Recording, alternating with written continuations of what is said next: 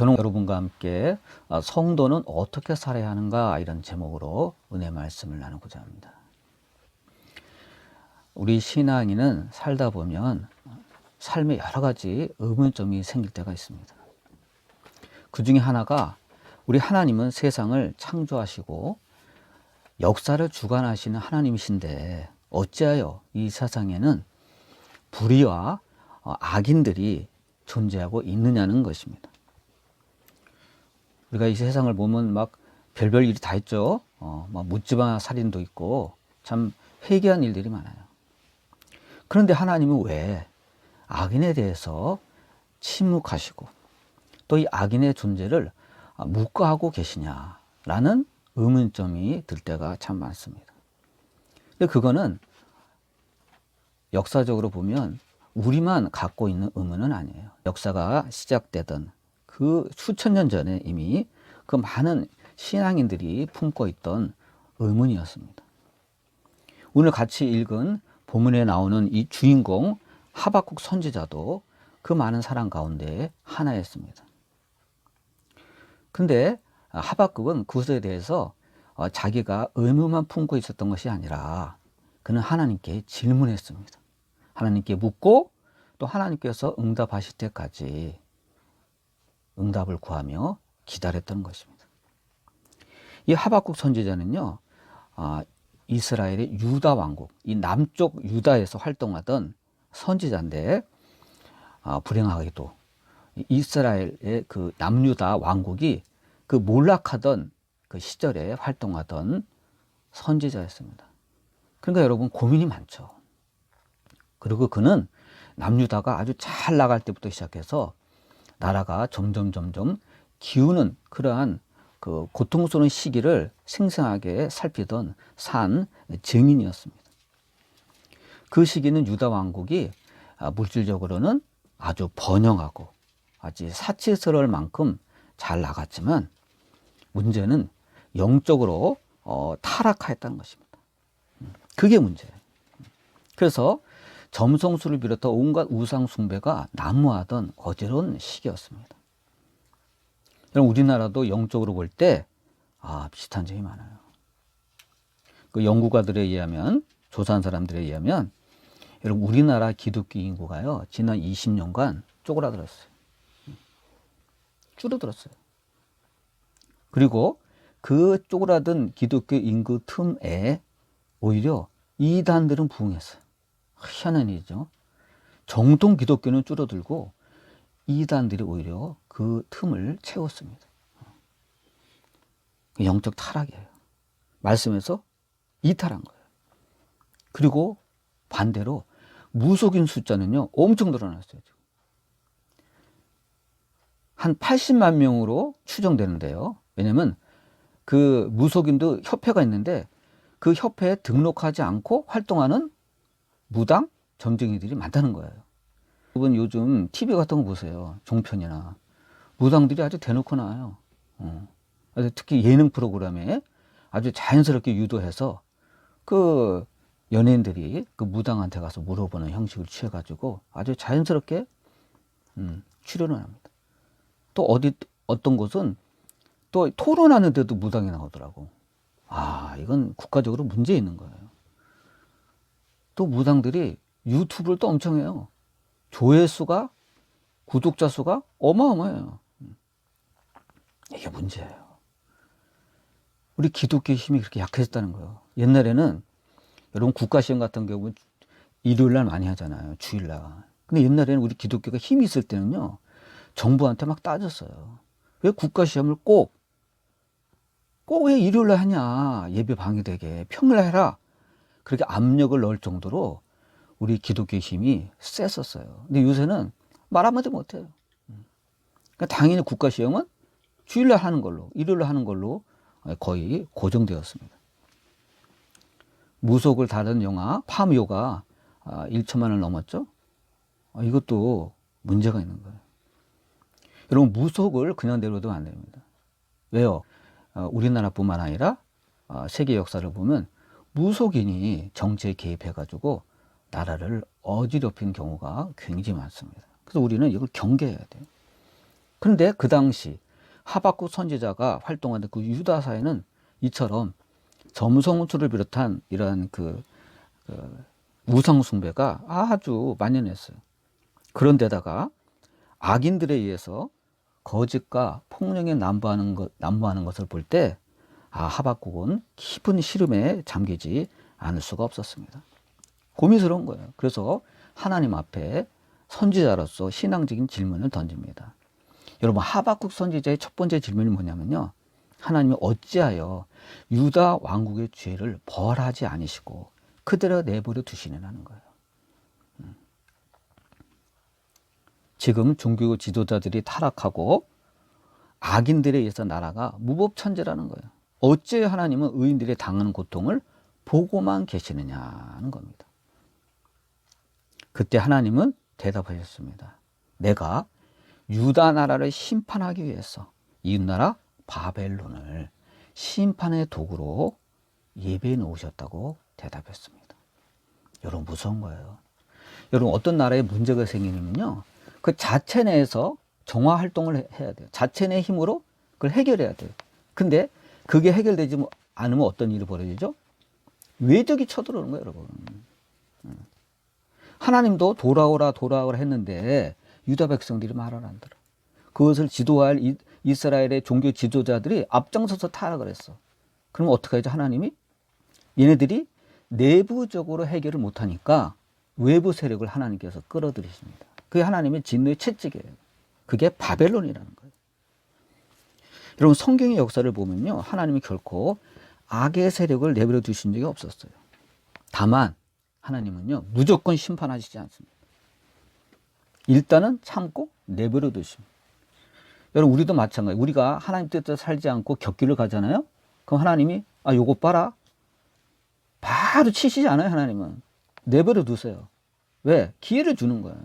돌아오라고, 그만 정신 차리라고, 너희도 지금 선을 넘었다고 하나님이 일단은 기다리십니다. 나라도 마찬가지예요. 하나님 무조건 심판하시지 않고 내버려둬요. 그러나 중요한 거는요, 하나님은요, 무작정 무한대로 인내하시진 않아요. 때가 되면 하나님 반드시 심판하십니다. 그때가 언제냐? 악인들의 죄가 하나님이 아무리 참아도 차고 넘칠 때예요. 여러분, 악인들이 이렇게 막 그 사회에서 온갖 악행을 저지르면 의인들은 어떻게 되죠? 고통받잖아요. 착한 사람이 고통받잖아요. 법을 지키는 사람이 고통받잖아요. 근데 그들은 어때요? 신앙인들은 기도하잖아요. 하나님, 악인 때문에 못 살겠습니다. 살 수가 없습니다. 하나님 도와주세요 하고 기도한단 말이에요. 악인들의 죄는 점점 차고 넘치고 의인들의 기도는 계속 하나님께 상달될 때 하나님께서 개입하세요. 그런데 중요한 거는요, 죄로 물든 악인들은요, 그거를 몰라요.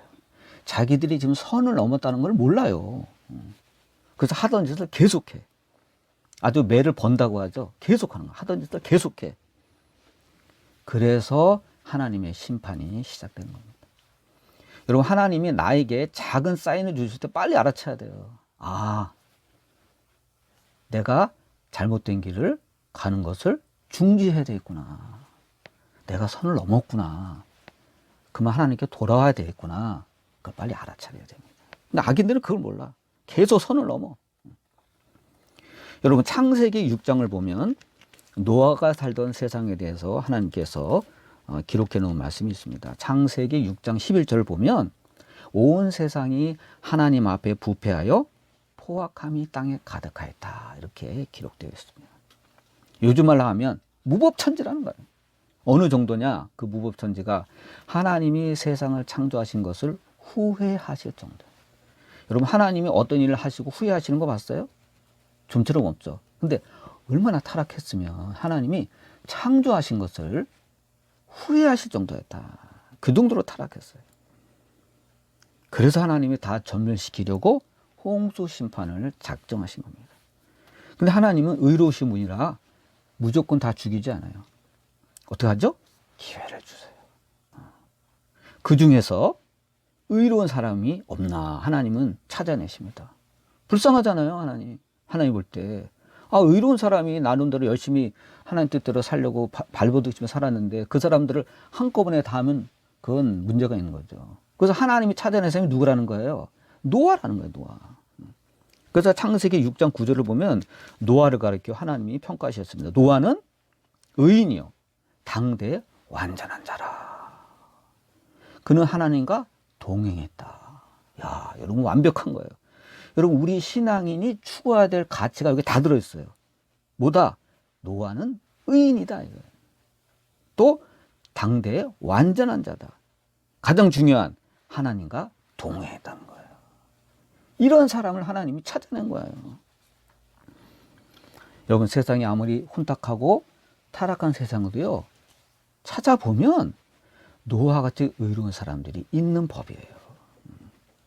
근데 여기서 여러분 노아가 의인이라고 완전한 자라고 하는 거는요, 우리 인간들이 말하는 도덕적으로 전혀 무죄하거나 흠이 없다는 뜻은 아닙니다. 여러분 완벽한 사람이 어디 있어요? 다 죄성이 있죠. 근데도 흠이 없다는 것은 이 타락한 세상에서도 이 노아는 하나님 보시기에 경건하고 정직하게 살려고 발버둥 쳤다는 것을 의미하는 거예요. 그러니까 절대적인 의가 아니라 상대적인 의라는 거예요. 이게 중요합니다. 하나님께서 이 같은 노력을 높이 평가하셔서 야, 노아야, 넌 참 의롭구나. 너는 의인이야. 여러분도 이렇게 평가받는 주님의 사람들이 되시기를 바랍니다. 하나님은 인정해야 돼요. 하나님은요, 이런 노아 같은 사람을 찾아요. 부족하지만 어떻게든지 경건하게 좀 살라고, 어떻게 하면 좀 기도 좀 하려고, 어떻게 하면 말씀대로 살라고 이렇게 발버둥 치는 사람을 하나님께서 의롭다고 하시는 거예요. 그러므로 우리는 세상과 구별되는 경건한 삶을 살아야만 합니다. 이래야 하나님께서 의롭다, 너 참 의롭구나 하고 인정해 주시는 거예요. 하박국이 또 두 번째 질문을 던집니다. 어떤 질문이죠? 하나님이 아까 뭐라 그랬어요? 야, 너무 고민하지 마. 내가 두고만 보고 있지는 않을 거야. 이 죄악에 물든 유다 나라를 징벌하기 위해서 내가 어느 나라? 바벨론을 채찍으로 준비했어. 그랬더니 하박국이 따져요. 하나님, 어째 우리 하나님은 이 불의한 바벨론을 사용하여 유대 나라를 징계할 수 있습니까? 하고 그는 하나님께 반문을 했습니다. 전혀 틀린 말은 아니에요. 여러분, 유다 나라도 범죄했죠? 타락했죠? 그런데 하박국이 볼 때는 그래요, 우리도 죄인이에요. 그런데 제가 볼 땐 저 강대국 바벨론이 더 죄인입니다. 저 나라는 하나님을 안 믿잖아요. 아예 우상 숭배하는 나라 아닙니까? 근데 하필이면 하나님은 저 불의한 바벨론을 사용해서 우리 유다 나라를 벌주리 하십니까? 이 얘기예요.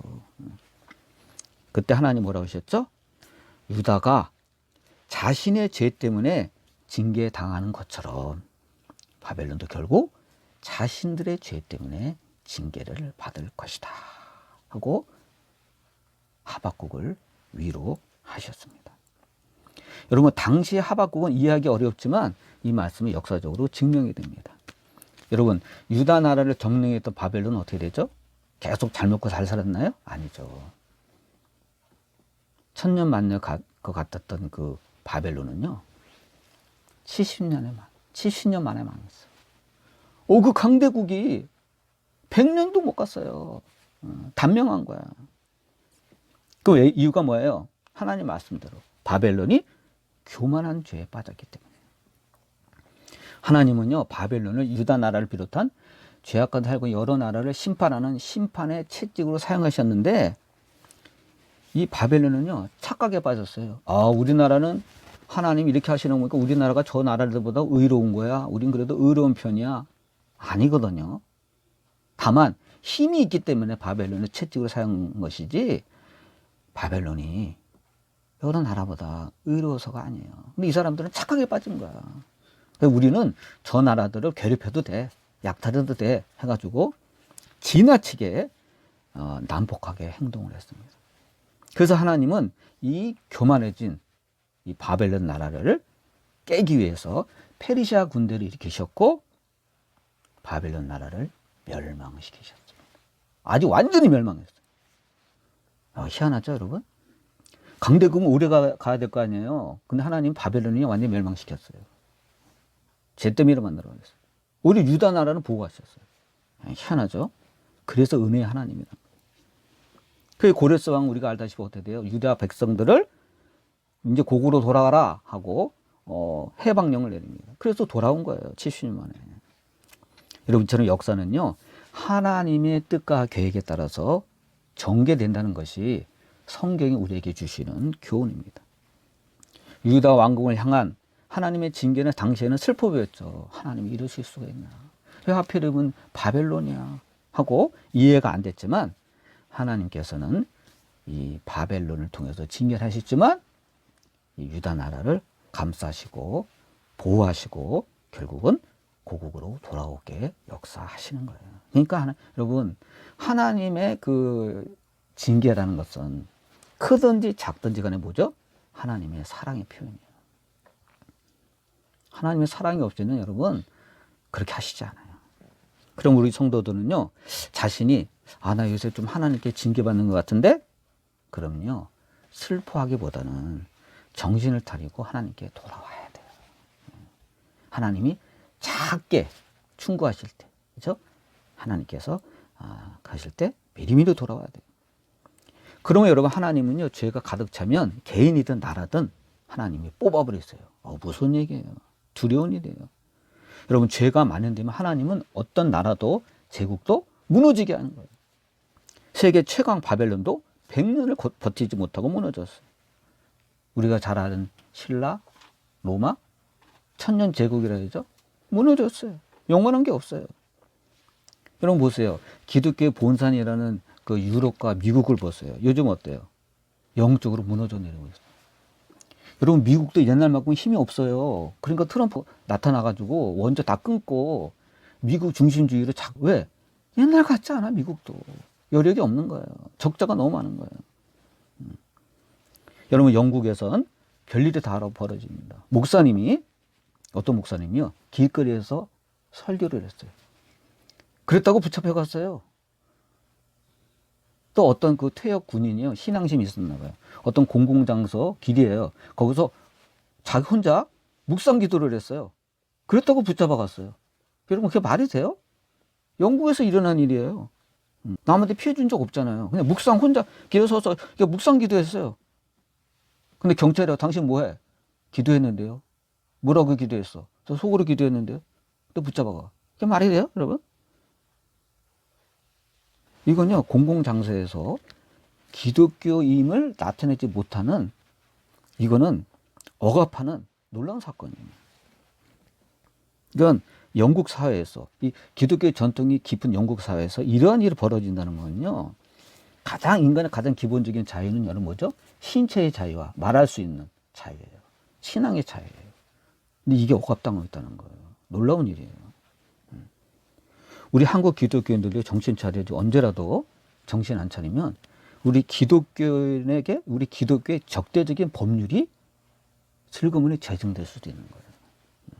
그래서 우리가 이 정치인들을요, 비판하고 감시해야 돼요. 그러지 않으면 은근슬쩍 그 법률을 만들어버려요. 여러분, 영국도 그렇게 억압할 수 있었던 것은 이러한 나쁜 법률이 제정됐기 때문이에요. 우리나라도 그래서 우리 교회가, 성도들이 정신을 차려야 돼요. 정치 돌아가는 거 정치인에 맡기면 되고 나는 열심히 신앙생활 하면 되지. 여러분, 그게 아니에요. 여러분, 정치라는 거는 우리의 일상, 또 우리의 신앙, 모든 것에 영향을 끼칩니다. 그래서 우리가 그들을 감시하고 감독해야 되는 거예요. 또 여러분, 미국 보세요. 청교도 신앙으로 세워졌죠? 근데 미국도요, 10년 전에 미국 연방 법원이 동성 결혼 합법화 판결을 내렸어요. 이유로 어떻게 됐죠? 뻔하죠. 하나님의 말씀이 무시되고 영적으로 타락의 길을 갖고 있어요. 이 동성애는 문제가 있다 하고 바로 잡을 생각은 하지 않고 인권이라는 미명하에 이 합법화 시킨 것이 성경 말씀이 완전히 위배되는 거예요. 또 미국은 이 마약 중독으로요, 한 해 죽는 숫자가 10만 명이 넘었어요. 통계 보니까 거의 11만 명 되더구만, 작년에. 뭐 때문에? 마약 때문에. 그 중에서도 합성 마약, 펜타닐이라고 그러죠.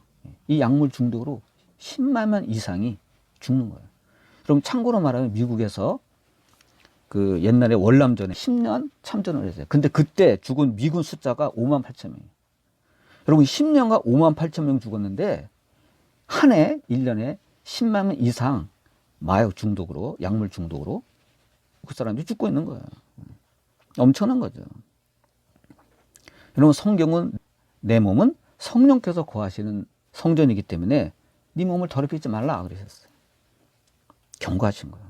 이것은 하나님의 말씀을 따르지 않는 인본주의가 얼마나 무서운 결과를 낳느냐를 보여주고 있는 거예요. 요즘 미국 트럼프가 집권해서 뭐 마약 단속하고 뭐 풍속을 단속한다고 하지만 사실은 전망은 그리 밝지 않아요. 왜요? 지도자가 바뀌면 또 원위치 될 수 있어. 그래서 일찍이 김군 선생은 경찰서 10곳을 짓는 것보다 교회 하나 짓는 게 낫다고 했어요. 왜요? 하나님 말씀이 세상의 어떤 법률보다도 범죄를 예방하는 효과가 크다는 거예요. 주님의 말씀은 우리의 마음을 지배하기 때문이에요. 그렇다면 여러분 우리는 어떻게 살아야 되죠? 하나님의 대답은 분명합니다. 의인은 오직 믿음으로 말미암아 살아야 되는 것입니다. 믿음으로 살아야 된다. 그렇습니다. 하나님의 사람은요, 이 죄악된 세상에 오직 믿음으로 맞서 살아야만 되는 거예요. 세상이 어지럽다고 실망하거나 같이 타락하면 안 돼. 세상이 뭐 다 그런 거지. 절대 그러면 안 돼요. 여러분 하나님을 떠나면 구원이 없습니다. 하나님의 섭리를 깨달은 하박국은 어떻게 됐죠? 현실적인 절망에서 벗어나서 하나님의 섭리를 찬양했습니다. 그렇구나. 하나님은 다 생각이 있구나. 세상은 이렇게 부조리가 함께하는 세상이구나. 그렇다면 나는 더욱더 믿음으로 살아야겠구나. 여러분 우리도 세상이 힘들다고 해서 낙심할 필요는 없습니다.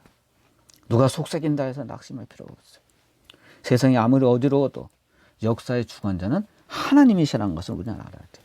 그리고 반드시 하나님은 악한 세력에 대해서 심판하신다는 사실을 우리가 믿어야만 됩니다. 그래서 여러분 우리는 오직 믿음으로 투쟁하며 살아남아야 돼요. 여러분 하나님은 우리 편이세요. 오직 하나님만 바라보고 믿음으로 살아간 하박국처럼 오늘도 앞으로도 영원히 믿음으로 크게 승리하시는 저와 여러분 되시기를 주님의 이름으로 축원드립니다. 기도하시겠습니다.